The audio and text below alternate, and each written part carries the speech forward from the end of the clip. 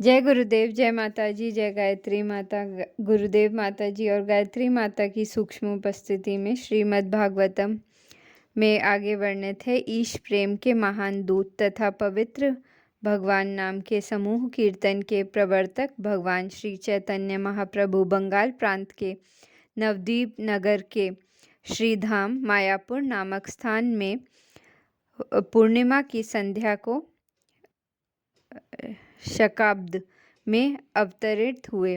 उनके पिता श्री जगन्नाथ मिश्र जिले के एक विद्वान ब्राह्मण थे जो विद्यार्थी के रूप में नवद्वीप आए थे, क्योंकि उस समय नवद्वीप शिक्षा तथा संस्कृति का केंद्र माना जाता था।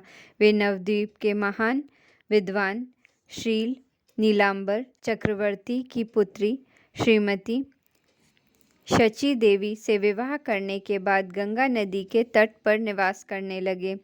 श्री जगन्नाथ मिश्र को अपनी पत्नी श्रीमती शची देवी से कई पुत्रियां हुईं, जिनमें से अधिकांश की मृत्यु कच्ची आयु में ही हो गई।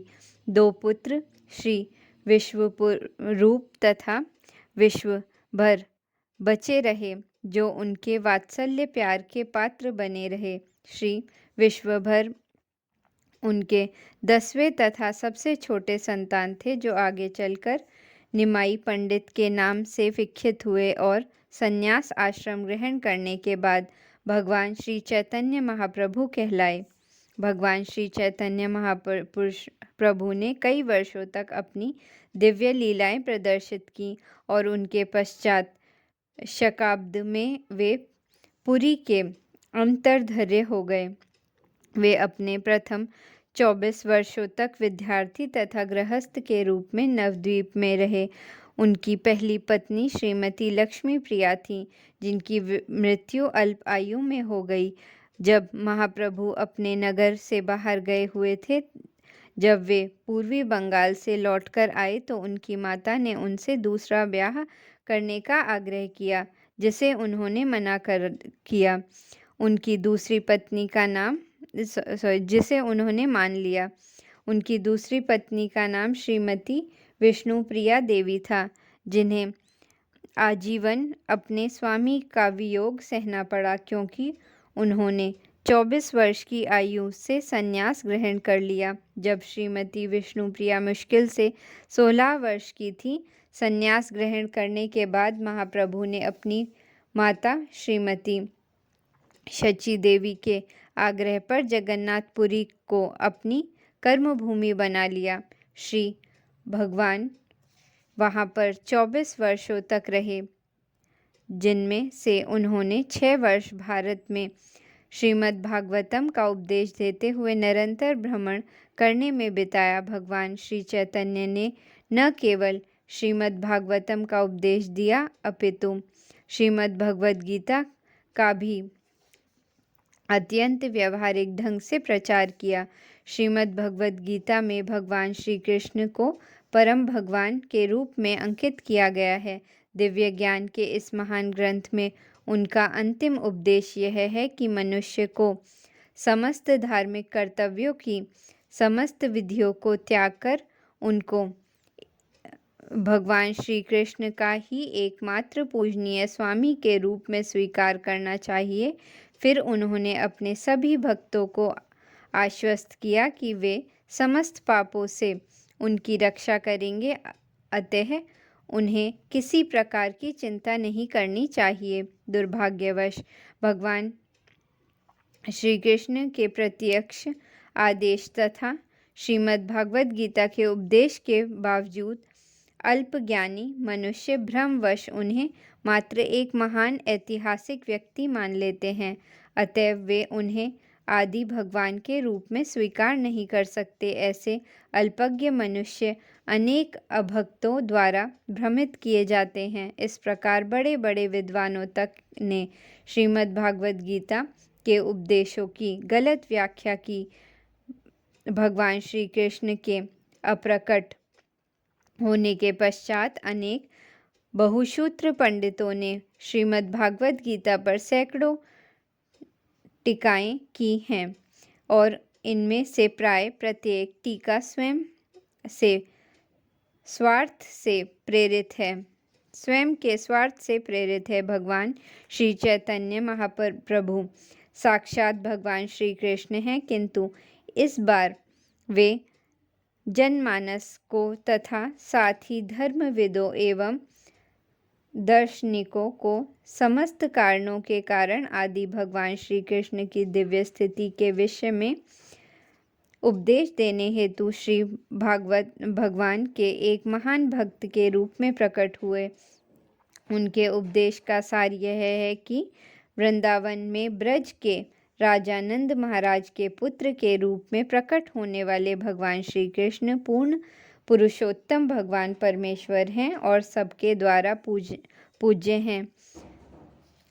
वृंदावन धाम श्रीमद् भागवत से अभिन्न है, क्योंकि श्री भगवान के नाम, यश, रूप तथा उनकी आविर्भाव स्थली परम ज्ञान के रूप में श्री भगवान से अभिन्न है। अतएव वृंदावन धाम श्री भगवान के ही समान पूज्य है। श्री भगवान की दिव्य पूजा का सर्वोच्च रूप ब्रज भूमि की गोपिकाओं द्वारा प्रदर्शित शुद्ध भगवत प्रेम के रूप में प्रकट हुआ। भगवान श्री चैतन्य महाप्रभु इस प्रक्रिया की संस्तुति पूजा की सर्वोत्तम विधि के रूप में करते हैं। वे श्री भगवान को समझने हेतु श्रीमद् भागवत पुराण को निष्कलंक साहित्य के रूप में स्वीकार करते हैं और वे उपदेश देते हैं कि सभी मनुष्य के जीवन का परम लक्ष्य भगवत प्रेम के स्तर को प्राप्त करना है। भगवान श्री चैतन्य के अनेक भक्तों ने, जैसे कि श्रील वृंदावन दास ठाकुर, श्रील लोचन दास ठाकुर, श्री जीव गोस्वामी, श्री गोपाल, अन्य कई सारे तथा अनेकों महान विख्यात विद्वानों तथा भक्तों ने श्रीमद् भागवत के जीवन तथा उनकी शिक्षाओं के विषय में बड़े बड़े ग्रंथ लिखे हैं। ये ग्रंथ वेदों, पुराणों, उपनिषदों, रामायण, महाभारत तथा मान्य आचार्यों द्वारा स्वीकृत अन्य इतिहासों और प्रामाणिक साहित्यों जैसे शास्त्रों पर आधारित हैं। उनकी रचना अद्वितीय है और उनका स्तुतिकरण अतुलनीय है और वे सब दिव्य ज्ञान से परिपूर्ण हैं।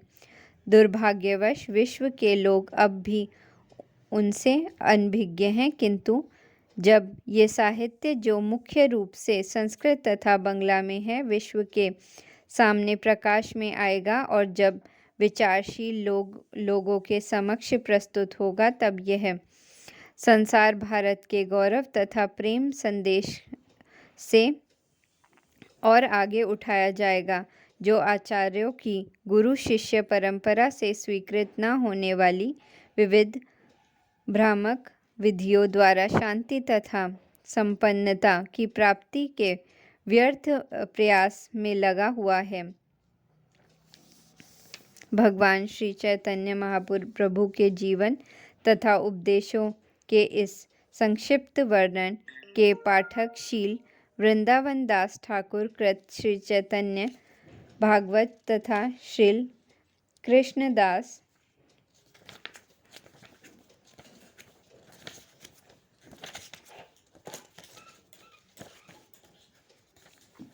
कवि गोस्वामी कृत श्री चैतन्य चरिता नामक पुस्तकें पढ़ेंगे तो उन्हें प्रचुर लाभ पहुँचेगा। भगवान श्री चैतन्य के प्रारंभिक जीवन काल का अत्यंत मनोहारी वर्णन श्री चैतन्य भागवत के रचयिता ने किया है और जहाँ तक उनकी शिक्षाओं का संबंध है, वे श्री चैतन्य चरित्रामृत में भली भांति व्याख्यात है। अब वे अंग्रेजी भाषा में के लिए हमारे द्वारा लिखित टीचिंग ऑफ लॉर्ड चैतन्य के रूप में उपलब्ध है। महाप्रभु के प्रारंभिक जीवन का अंकन उनके प्रमुख भक्त तथा समकालीन श्री मुरारी गुप्त द्वारा किया गया, जो उस समय एक वैद्य थे। महाप्रभु का आगे का जीवन उनके निजी सचिव श्रील दामोदर गोस्वामी या श्रील स्वरूप दामोदरा द्वारा अंकित किया गया, जो पुरी में भगवान के निरंतर संगी बने रहे। इन दोनों भक्तों ने महाप्रभु के प्राय समस्त कार्यकलापों का लेखा जोखा रखा और बाद में भगवान श्री चैतन्य संबंधी उपर्युक्त जितने भी ग्रंथ लिखे गए वे सब श्रील दामोदर गोस्वामी तथा श्रील मुरारी गुप्त के डायरियों के आधार पर तैयार किए गए। इस प्रकार श्रीमद् भागवत में फाल्गुन पूर्णिमा की संध्या वेला के समय अवतरित हुए और भगवत इच्छा से उस संध्या का चंद्र ग्रहण था। ग्रहण के समय में हिंदू जनता द्वारा गंगा नदी में या किसी अन्य पवित्र नदी में स्नान करने और शुद्धि के लिए वैदिक मंत्रों का उच्चारण करने की प्रथा है। अतएव जब भगवान श्री चैतन्य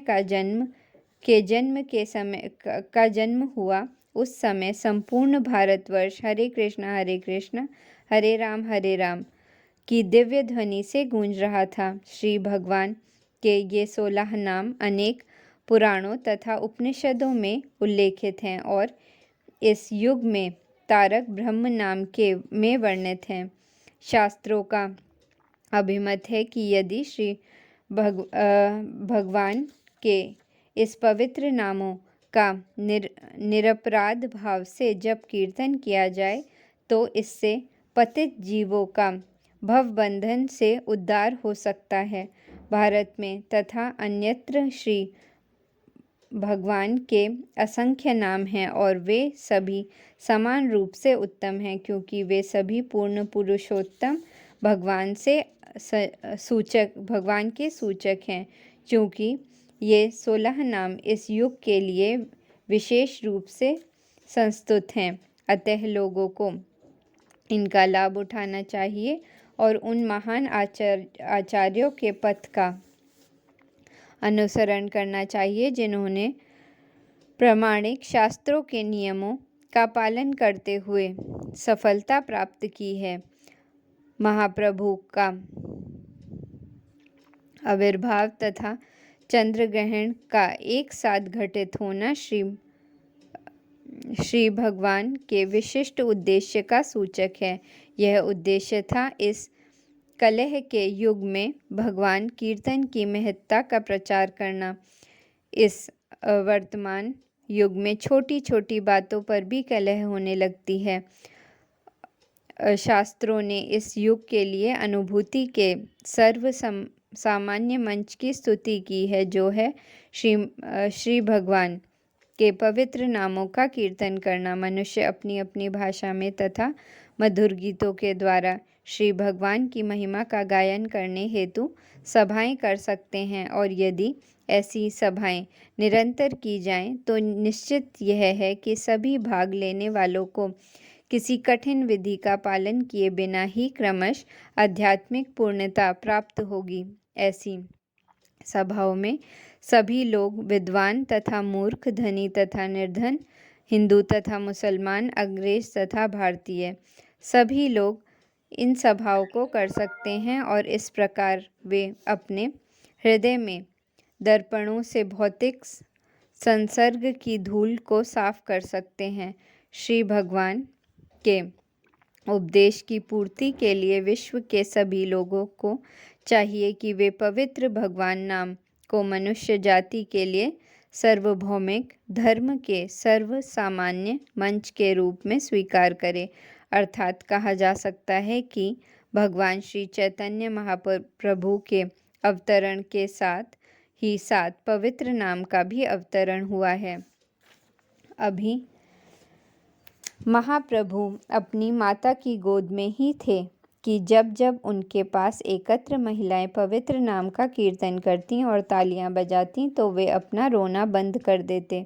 इस विशिष्ट घटना को समस्त पड़ोसी आश्चर्य और आदर के साथ देखते। कभी कभी छोटी लड़कियां श्री भगवान को रुलाने और फिर पवित्र नाम के जप द्वारा उन्हें चुप कराने में आनंद लेती। इस प्रकार महाप्रभु अपने बाल्यकाल से ही पवित्र नाम की महिमा महत्ता का उपदेश देने लगे। श्री चैतन्य बाल्यकाल से में निमाई कहलाते थे।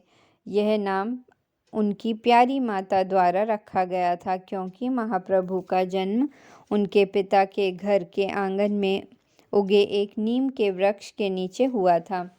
जब महाप्रभु को 6 मास की आयु में प्राशन संस्कार के समय अन्न खिलाया गया, तब उन्होंने अपनी भावी लीलाओं का संकेत दे दिया। इस अवसर पर शिशु की भावी प्रतिक्रिया का आभास पाने के उद्देश्य से बालक को सिक्के तथा पुस्तक दी जाती हैं। महाप्रभु की एक ओर सिक्के रखे गए और दूसरी ओर श्रीमद् भागवतम रखा गया। महाप्रभु ने सिक्कों को ग्रहण न करके श्रीमद् भागवतम को ग्रहण किया। जब महाप्रभु बाल रूप में आंगन में घुटनों के बल चलना सीख ही रहे थे कि एक दिन उनके समक्ष एक नाग प्रकट हुआ और महाप्रभु उससे खेलने लगे। घर के सभी सदस्य भय और आश्चर्य से स्तंभ हो गए, किंतु थोड़ी ही देर के बाद सर्प चला गया और माता ने बालक को उठा लिया। एक बार एक चोर उनके आभूषण छीनने के उद्देश्य से उन्हें चुरा ले गया, किंतु वे भयभीत नहीं हुए और उस मोहग्रस्त चोर के कंधे पर चढ़े चढ़े यात्रा का आनंद लेते रहे। यह चोर बालक को लूटने हेतु एकांत स्थान की तलाश में था, किंतु ऐसा हुआ कि वह चोर इधर उधर घूमकर फिर से श्री जगन्नाथ मिश्र के घर पहुंच गया और पकड़े जाने के भय से बालक को तत्काल वहीं पर छोड़कर भाग गया। निसंदेह चिंतित माता पिता तथा परिजन खोए बालक को पाकर अत्यंत प्रसन्न हुए। एक बार एक ब्राह्मण तीर्थयात्री श्री जगन्नाथ मिश्र के घर पधारा और जब वह श्री भगवान को भोग अर्पित कर रहा था तो महाप्रभु उसके समक्ष प्रकट हुए और उन्होंने वह भोग ग्रहण कर लिया। उस ब्राह्मण को समस्त भोजन फेंककर फिर से भोग तैयार करना पड़ा, क्योंकि उसे बालक ने छू लिया था। अगली बार भी ऐसा ही हुआ और जब तीसरी बार ऐसा हुआ तो बालक को पकड़कर सुला दिया गया। अर्धरात्रि के समय जब घर के सभी लोग सो गए तो उस ब्राह्मण ने अपने द्वारा तैयार किए गए उस विशिष्ट भोग को श्री विग्रह को अर्पित किया, लेकिन उस बाल भगवान ने पूर्ववत प्रकट होकर उस भोग को झूठा कर दिया। तब वह ब्राह्मण रोने लगा, किंतु चूंकि घर के सारे लोग सोए थे अतः उसका रोना किसी ने सुना नहीं। उस समय बालरूप भगवान उस भाग्यवान ब्राह्मण के समक्ष प्रकट हुए और भगवान श्री कृष्ण के रूप में अपना दर्शन दिया। ब्राह्मण को इस घटना को प्रकट न करने हेतु कहकर बालक अपनी माता की गोद में लौट आया। उनके बाल्यकाल की ऐसी अनेक घटनाएं हैं। कभी कभी एक नटखट बालक की भांति वे उन रूढ़िवादी ब्राह्मणों को तंग करते जो गंगा स्नान करने आते। जब ब्राह्मणों ने उनके पिता से शिकायत करने की वे पाठशाला जाने की बदले उन पर पानी फेंकते हैं तो वे सहसा अपने पिता के समक्ष स्कूल की वेशभूषा में पुस्तकें लिए प्रकट हो गए, मानो वे सीधे स्कूल से आ रहे हों। वे स्नान घाट में पड़ोस की उन लड़कियों से परिहास करते रहते जो अच्छा पति पाने के उद्देश्य से शिव की पूजा करने में व्यस्त रहती। हिंदू परिवारों में कुमारियों में यह सामान्य प्रथा है। जब वे ऐसी पूजा में व्यस्त रहती तो महाप्रभु चंचलता पूर्वक उनके समक्ष प्रकट होकर कहते, मेरी प्रिय बहनों, तुम शिव की भेंट के लिए जो कुछ लाई हो वह मुझे दे दो। शिव मेरे भक्त हैं और पार्वती मेरी सेविका हैं। यदि तुम मेरी पूजा करोगी तो शिव तथा अन्य सभी देवता तुम पर और भी प्रसन्न होंगे। उनमें से कुछ कुमारिकाएं नटखट महाप्रभु की आज्ञा नहीं मानती थी तो वे उन्हें शाप देते और कहते कि तुम मेरी अवज्ञा के कारण ऐसे वृद्ध व्यक्ति से ब्याही जाओगी जिसकी पहली पत्नी के 7 संतानें रहेंगी। भयवश और कभी-कभी प्रेमवश ये कुमारियां उन्हें भी विविध सामग्रियां अर्पित करती और तब महाप्रभु उन्हें आशीष देते और आश्वस्त कराते कि उन्हें सुंदर युवा पति प्राप्त होंगे और उन्हें दर्जनों संतानें होंगी। ऐसे आशीषों से कुमारियां प्रफुल्लित हो उठती, लेकिन प्राय वे अपनी माताओं से ऐसी घटनाओं की शिकायत भी करती। महाप्रभु ने इस प्रकार अपना बाल्यकाल बिताया। जब वे मात्र 16 वर्ष के थे तब उन्होंने अपनी निजी विद्वान ब्राह्मण द्वारा चलाई जाने वाली ग्रामीण पाठशाला प्रारंभ की।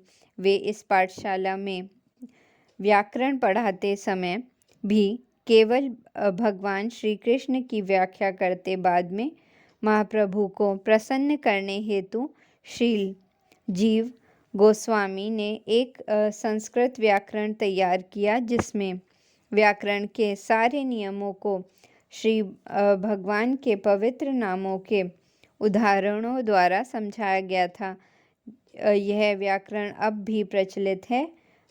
यह हरिनाम मात्र व्याकरण के नाम से प्रसिद्ध है और बंगाल की पाठशालाओं के पाठ्यक्रम में स्वीकृत है।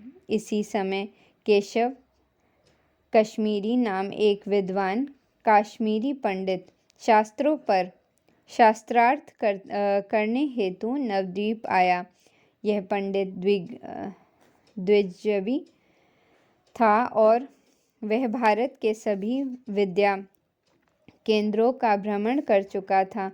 अंत में वह नवद्वीप के पंडितों से शास्त्रार्थ करने आया था। नवद्वीप के पंडितों ने कश्मीरी पंडितों के साथ प्रतियोगिता में निमाई पंडित को प्रस्तुत करने का निश्चय यह सोचकर किया कि यदि निमाई पंडित पराजित होगा तो उन्हें शास्त्रार्थ करने का और अवसर मिलेगा, क्योंकि निमाई पंडित तो अभी एक बालक ही थे और यदि कश्मीरी पंडित पराजित हो गया तो उनकी गरिमा में और वृद्धि होगी, क्योंकि तब लोग यही कहेंगे कि नवद्वीप के एक बालक ने ऐसे विजेता पंडित को पराजित कर दिया जो भारत भर में विख्याता था। संयोगवश ऐसा हुआ कि गंगा के तट पर टहलते हुए निमाई पंडित की भेंट केशव कश्मीरी से हो गई। महाप्रभु ने उससे गंगा की प्रशंसा में संस्कृत का एक श्लोक रचने हेतु कहा। उस पंडित ने अल्प समय में ही एक श्लोक बना लिए और उन्हें आंधी की गति से सुनाकर अपने विस्मृत पांडित्य का प्रदर्शन किया। निमाई पंडित ने सारे श्लोक बिना किसी त्रुटि के कंठस्थ कर लिए। उन्होंने 64वें श्लोक को उद्धृत करते हुए उसकी पिंगल एवं साहित्य संबंधी त्रुटियों की ओर संकेत किया। उन्होंने विशेष रूप से पंडित द्वारा भवानीभूत शब्द के प्रयोग पर आपत्ति की। उन्होंने इंगित किया कि यह शब्द अयोग्य है। भवानी का अर्थ है शिव की पत्नी, तो फिर उनका पति और कौन हो सकता है। उन्होंने और भी कई त्रुटियां दिखलाईं जिससे कश्मीरी पंडित आश्चर्य में आ गया। वह विस्मित था कि एक व्याकरण का विद्यार्थी इतने उद्भट विद्वान में साहित्य त्रुटियां निकाल रहा है। यद्यपि यह घटना किसी सार्वजनिक सभा के होने के पूर्व घटित हो चुकी थी, किंतु यह सूचना दावाग्नि की भांति संपूर्ण नवद्वीप में फैल गई। अंत में विद्या की देवी सरस्वती ने केशव कश्मीरी को स्वप्न में आदेश दिया कि वह भगवान श्री चैतन्य की शरण स्वीकार कर ले और इस प्रकार वह पंडित श्री भगवान की अनुयायी बन गया।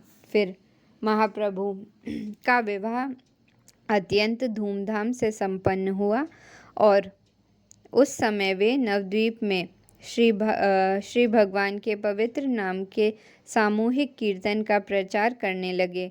वहाँ के कुछ ब्राह्मण उनकी इस लोकप्रियता से ईर्ष्या करने लगे और उन्होंने उनके मार्ग में अनेक अवरोध उत्पन्न किए। वे इतने ईर्ष्यालु हो उठे कि अंत में वे इस विषय को नवद्वीप के मुसलमान काजी के समक्ष ले गए। उस समय बंगाल पर पठानों का शासन था और उस प्रांत का गवर्नर राज्यपाल नवाब हुसैन शाह था। मुसलमान काजी ने ब्राह्मणों की इस शिकायत को गंभीरता से लिया और शुरू में उनसे निमाई पंडित के अनुयायियों द्वारा हरे नाम का जोर जोर से कीर्तन करने की मनाही कर दी, लेकिन भगवान श्री चैतन्य ने अपने अनुयायी से कहा कि काजी के इस आदेश का उल्लंघन करें और वे पूर्ववत संकीर्तन मंडली चलाते रहें। तब जिलाधीश ने कुछ सिपाही भेजे। उन्होंने संकीर्तन में बाधा डाली और कुछ के मृदंग तोड़ डाले। जब निमाई पंडित ने यह घटना सुनी तो उन्होंने सविनय अवज्ञा के लिए एक दल तैयार किया। भारत में उचित कार्य के लिए सविनय अवज्ञा आंदोलन करने वाले वे अग्रणी व्यक्ति हैं। उन्होंने 1 लाख व्यक्तियों का एक जुलूस निकाला जो हजारों मृदंग तथा करताल लिए थे। यह जुलूस काजी द्वारा दिए गए आदेश के विरोध में नवद्वीप की सड़कों से होकर गुजरा। अंत में जब यह जुलूस काजी के घर पहुंचा तो जनसमूह से डरकर वे सीढ़ियों के ऊपर चढ़ गया। काजी के घर पर एकत्रित जनसमूह ने अत्यधिक उग्र रूप धारण कर लिया था, लेकिन महाप्रभु ने शांति बनाए रखने को कहा। इस समय काजी नीचे आया और श्री भगवान को अपना भांजा कह करके शांत करना चाहा। उसने कहा कि श्रील नीलांबर चक्रवर्ती को वे चाचा कहते थे और इस प्रकार निमाई पंडित की माता श्रीमती सची देवी उसकी चचेरी बहन लगती थी। उसने पूछा कि क्या उसकी बहन का लड़का अपने मामा पर क्रोध हो सकता है। इस पर महाप्रभु ने उत्तर दिया कि यदि काजी उनके मामा हैं तो उसे चाहिए कि वह अपने द्वार पर अपने भांजे का स्वागत करे।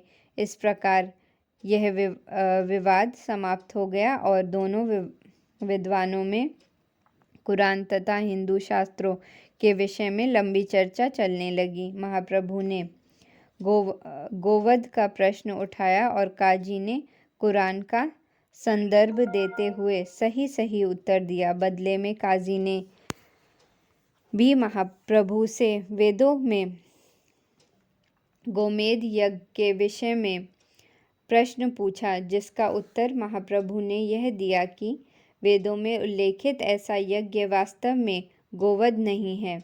ऐसे यज्ञ में किसी बूढ़े बैल या गाय का वध इसलिए किया जाता था कि वैदिक मंत्रों की शक्ति से उन्हें नया युवा जीवन प्राप्त हो सके, लेकिन कलयुग में ऐसा गोमेध यज्ञ वर्जित है, क्योंकि ऐसा यज्ञ संपन्न कराने वाले योग्य ब्राह्मण उपलब्ध ही नहीं हैं।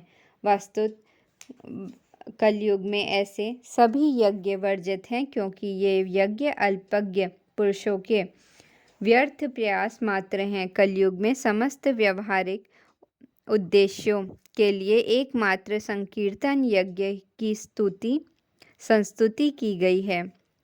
इस प्रकार बातें करते हुए महाप्रभु ने काजी को समझाया और वह महाप्रभु का अनुयायी बन गया। तत्पश्चात काजी ने घोषणा की कि महाप्रभु द्वारा प्रवर्तित संकीर्तन आंदोलन में कोई बाधक न बने और अपनी बाद की पीढ़ी के लिए भी वह यह आदेश अपनी वसीयत में छोड़ता गया।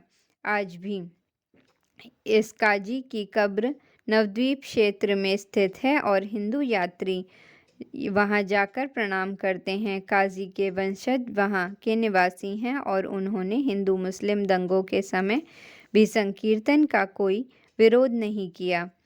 यह घटना स्पष्ट बताती है कि महाप्रभु तथाकथित भीरु वैष्णव न थे।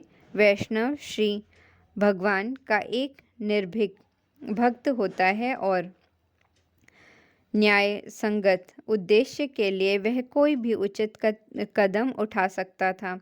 अर्जुन भी भगवान श्री कृष्ण का वैष्णव भक्त था और उसने श्री भगवान को संतुष्ट करने हेतु वीरतापूर्वक युद्ध किया।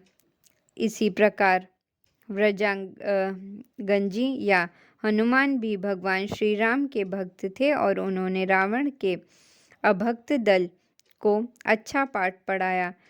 वैष्णव धर्म का सिद्धांत है सभी प्रकार से श्री भगवान को प्रसन्न करना। वैष्णव स्वभाव से अहिंसक और शांत जीव होता है तथा उसमें ईश्वर के समस्त सद्गुण रहते हैं।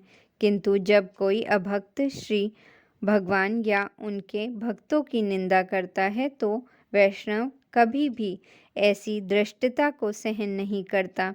इस घटना के पश्चात महाप्रभु अपने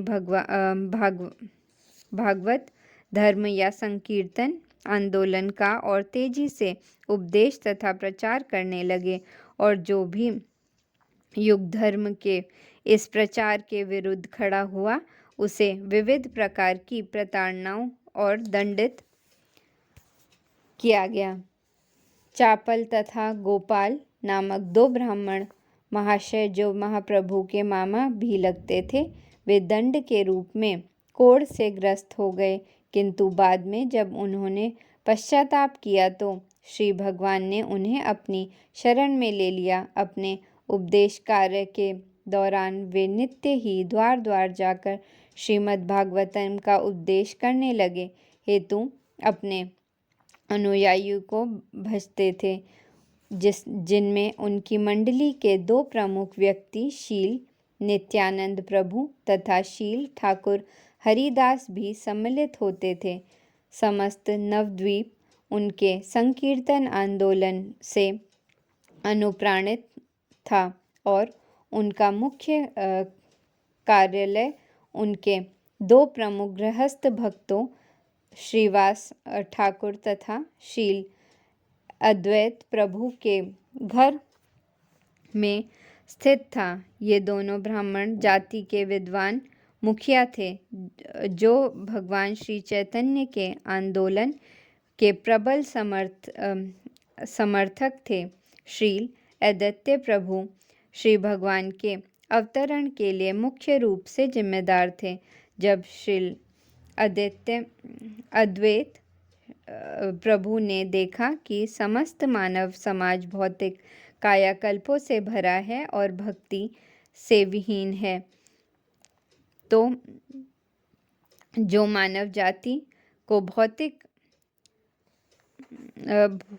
भौतिक रूप से तीन प्रकार से संतापों से बचाता एकमात्र साधन है, तब उन्होंने काल का शिकार बने हुए मानव समाज पर अपनी दया दृष्टि डालते हुए श्री भगवान से अवतरित होने की प्रार्थना की और वे गंगाजल व पवित्र तुलसी दल से श्री भगवान की पूजा निरंतर करते रहे।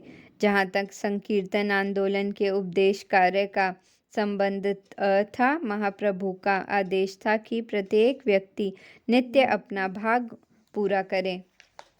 एक बार श्रील नित्यानंद प्रभु तथा श्रील हरिदास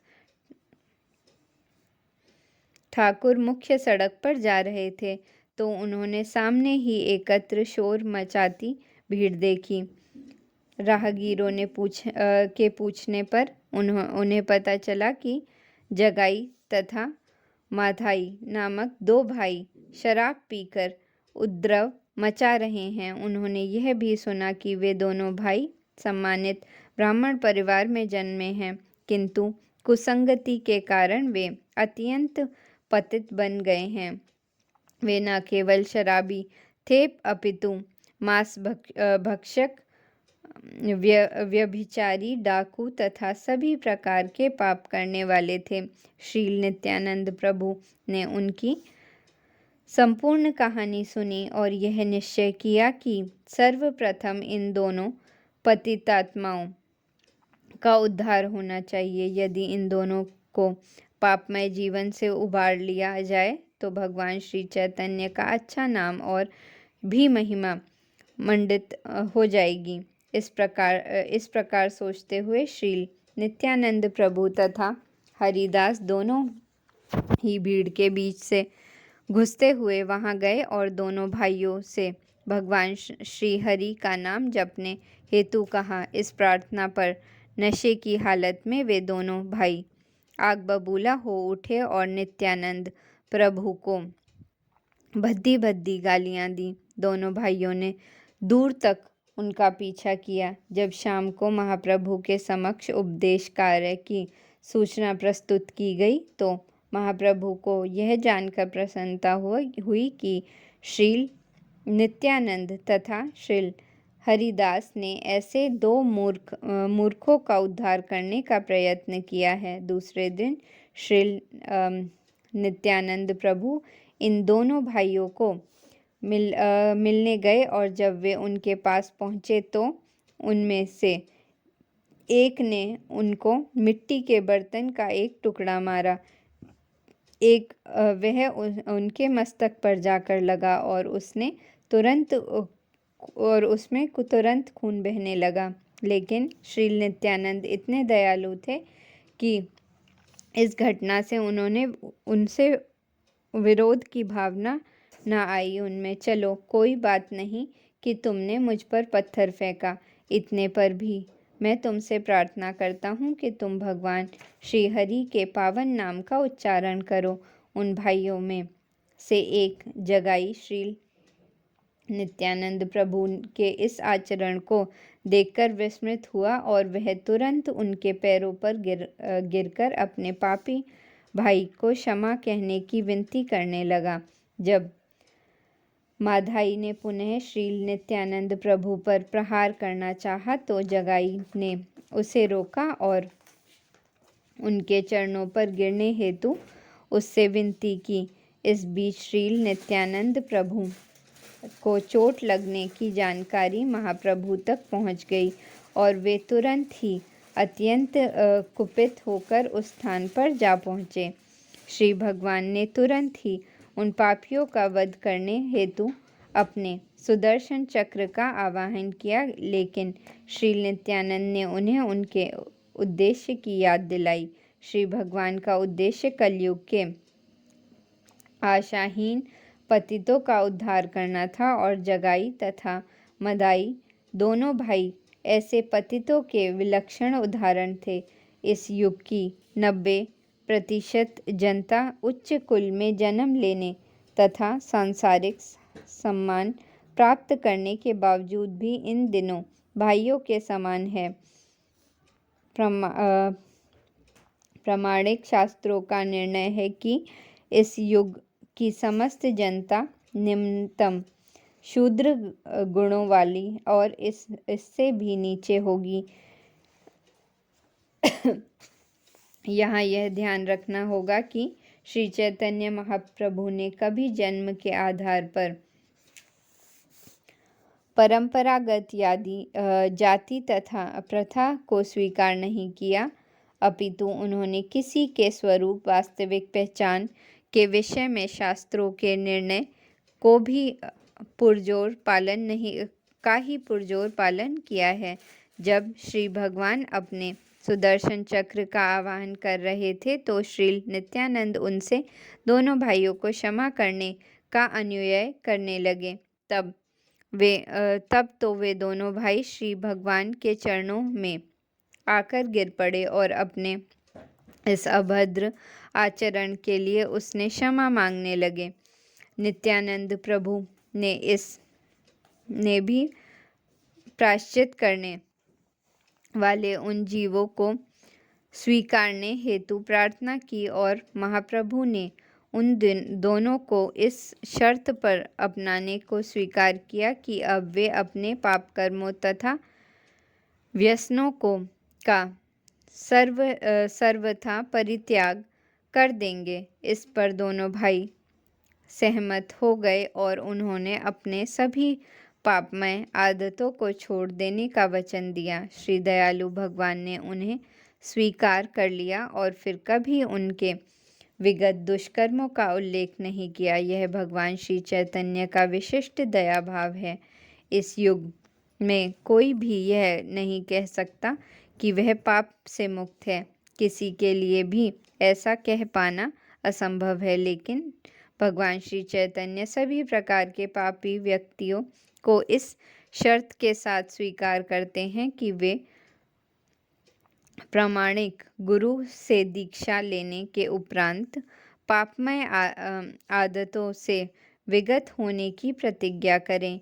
इन दोनों भाइयों की घटना से कई शिक्षाएं ग्रहण की जा सकती हैं। इस कलयुग में प्राय सभी लोग जगाई तथा मधाई के जैसे ही हैं। यदि वे अपने दुष्कर्मों के बंधन से छूटना चाहते हैं तो उन्हें भगवान श्री चैतन्य महाप्रभु की शरण ग्रहण करनी चाहिए और आध्यात्मिक दीक्षा लेने के उपरांत उन बातों से दूर रहना चाहिए जिनकी शास्त्रों में मनाही की गई है।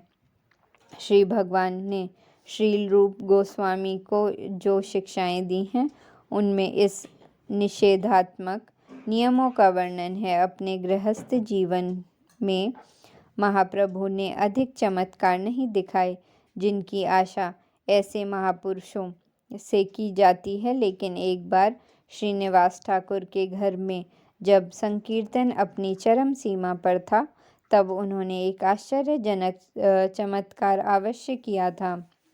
उन्होंने भक्तों से पूछा कि वे क्या भोजन ग्रहण करना चाहते हैं। जब उन्हें बताया गया कि वे आम ग्रहण करना चाहते हैं तो उन्होंने आम की एक गुठली मंगवाई। यद्यपि वह आम का ऋतु नहीं था। जब आम की गुठली ला दी गई तो उन्होंने श्रीनिवास के आंगन में उसे बो दिया और तुरंत ही उस बीज से एक पौधा अंकुरित होने लगा। देखते ही देखते पौधे ने एक पूर्ण विकसित आम के वृक्ष का रूप धारण कर लिया जो भक्तगण ग्रहण कर सके। उससे भी कहीं ज़्यादा पके फलों के भार से पौधा झुका हुआ था। यह वर्ष श्रीनिवास के आंगन में लगा था और भक्तगण इससे इच्छानुसार फल प्राप्त करते रहे। ब्रजभूमि वृंदावन की गोपियाँ।